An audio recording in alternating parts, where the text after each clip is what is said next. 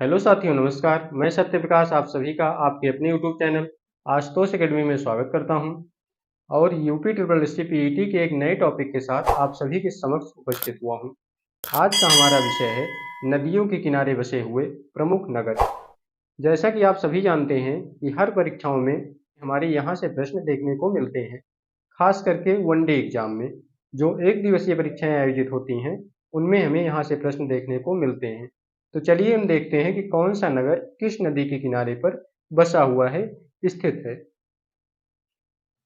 तो आज का टॉपिक है नदियों के किनारे बसे प्रमुख नगर। हम पहले नगर की बात करें तो पहला नगर है हमारा आगरा। आगरा जो बसा हुआ है ये यमुना नदी के तट पे बसा हुआ है। वहीं हम आगरा शहर की स्थापना की बात करें तो आगरा शहर की स्थापना दिल्ली सल्तनत के शासक सिकंदर शाह लोदी ने 1504 ईस्वी में करवाया था। वहीं आगरा में स्थित ताजमहल को 1983 में विश्व विरासत सूची यूनेस्को में शामिल किया गया है। वहीं हम यमुना नदी की बात करें तो यह उत्तराखंड में बंदरपूंछ से निकलकर प्रयाग में गंगा में मिल जाती है और यह गंगा की सबसे बड़ी सहायक नदी है। वहीं हम यमुना नदी की कुछ सहायक नदियों की बात करें तो यमुना नदी की सहायक नदी जो है हिंडन है, वरुणा है, सेंगर, रिंद, बेतवा, चंबल आदि कुछ यमुना नदी की सहायक नदियां हैं। वहीं हम अगले नगर की चर्चा करें तो अगला नगर है हमारा बद्रीनाथ। ये बसा हुआ है अलकनंदा नदी के तट पर। बद्रीनाथ भारत के उत्तराखंड राज्य के चमोली नामक जिले में स्थित एक नगर एवं महत्वपूर्ण तीर्थ स्थल है। वहीं हम अलकनंदा नदी की बात करें तो अलकनंदा नदी भारत के उत्तराखंड राज्य में बहने वाली एक हिमालयी नदी है और इसका हिंदू धर्म में एक पवित्र स्थान भी है। हम अगले नगर की चर्चा करें तो अगला नगर है हमारा प्रयागराज। प्रयागराज जो स्थित है वो गंगा, यमुना और गुप्त नदी सरस्वती के तट पर स्थित है। इसे हम गंगा यमुना सरस्वती का संगम भी कहते हैं। हम वहीं गंगा नदी के बारे में कुछ बात करें तो गंगा नदी का उद्गम गंगोत्री उत्तराखंड के उत्तरकाशी जिले से होता है। वहीं इसकी सहायक नदियों की बात करें हम तो रामगंगा, शारदा, घाघरा, गंडक, कोसी, महानंदा, यमुना, तमसा, सोन, दामोदर आदि गंगा की कुछ सहायक नदियां हैं। वहीं गंगा उद्गम के समय भागीरथी के नाम से जानी जाती है। देवप्रयाग में अलकनंदा से मिलने से गंगा का जन्म होता है। वहीं बांग्लादेश में इसे पद्मा कहते हैं। हम अगले नगर की चर्चा करें तो अगला नगर है हमारा दिल्ली। दिल्ली जो स्थित है ये यमुना नदी के तट पे स्थित है। अगला नगर है हमारा फिरोजपुर। जैसा कि आप सभी जानते हैं कांच की चूड़ियों के लिए फिरोजपुर हमारा प्रसिद्ध है। ये जो बसा हुआ है ये बसा हुआ है सतलज नदी के तट पे। हम सतलज नदी के बारे में कुछ बात करें, कुछ चर्चा करें तो यह मानसरोवर झील से निकलकर हिमाचल प्रदेश और पंजाब के दक्षिणी भाग होते हुए चिनाव में मिल जाती है और यह चिनाव की सबसे बड़ी सहायक नदी है। हम अगले नगर की चर्चा करें तो अगला नगर है हमारा हरिद्वार। हरिद्वार जो बसा हुआ है ये गंगा नदी के तट पे बसा हुआ है। वहीं अगले नगर की चर्चा करें हम तो अगला नगर है हमारा कानपुर। कानपुर जो बसा हुआ है ये स्थित है गंगा नदी के तट पे। अगला नगर है हमारा अयोध्या। अयोध्या स्थित है सरयू नदी के तट पे।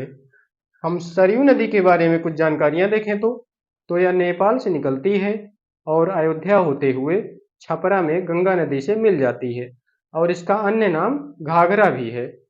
वहीं अगला जो नगर है वो है लखनऊ। लखनऊ जो स्थित है वो है गोमती नदी के तट पे। गोमती नदी के बारे में हम कुछ बात करें तो यह उत्तर प्रदेश के पीलीभीत दलदली क्षेत्र से निकलती है और गाजीपुर में गंगा नदी से मिल जाती है।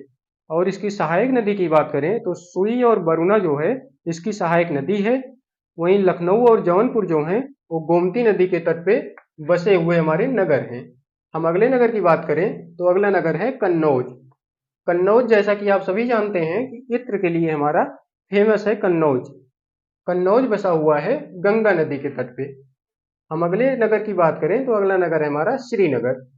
श्रीनगर जो बसा हुआ है वो झेलम नदी के तट पे बसा हुआ है। वहीं हम झेलम नदी के बारे में कुछ बात करें तो यह कश्मीर के शेषनाग झील से निकलकर भारत पाकिस्तान सीमा बनाते हुए चिनाव में मिल जाती है। इसकी एकमात्र सहायक नदी किशनगंगा है। हम अगले नगर की बात करें तो अगला नगर है हमारा सूरत। ये स्थित है ताप्ती नदी के तट पे। ताप्ती नदी मध्य प्रदेश के बैतूल जिला से निकलकर खंभात की खाड़ी में गिर जाती है। ये डेल्टा न बना करके एक्सचुरी का निर्माण करती है।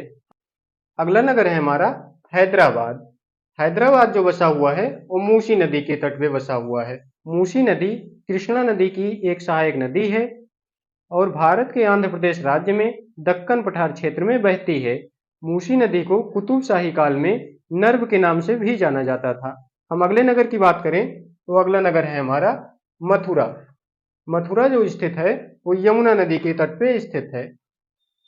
जैसा कि आप सभी जानते हैं कि मथुरा में लट्ठमार होली प्रसिद्ध है और सुराकुल जो महोत्सव मनाया जाता है, जो कि हिंदू और मुस्लिम की एकता का प्रतीक माना जाता है, वो हमारे मथुरा में ही आयोजित होता है, मनाया जाता है।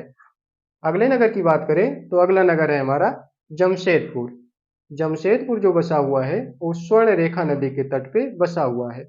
स्वर्ण रेखा नदी झारखंड से निकलकर बंगाल की खाड़ी में गिर जाती है और हमारा ये जमशेदपुर इसी स्वर्ण रेखा नदी पर स्थित है। अगला नगर है हमारा अहमदाबाद। जैसा कि आप सभी जानते हैं, सूती वस्त्रों का मानचेस्टर हमारा अहमदाबाद को ही कहा जाता है। अहमदाबाद बसा हुआ है साबरमती नदी के तट पे। साबरमती नदी अरावली पर्वत के दक्षिणी ढाल से निकलकर खंभात की खाड़ी अरब सागर में गिर जाती है और हमारा अहमदाबाद जो है इसी साबरमती नदी पर बसा हुआ है। हम अगले नगर की बात करें तो अगला नगर है हमारा उज्जैन।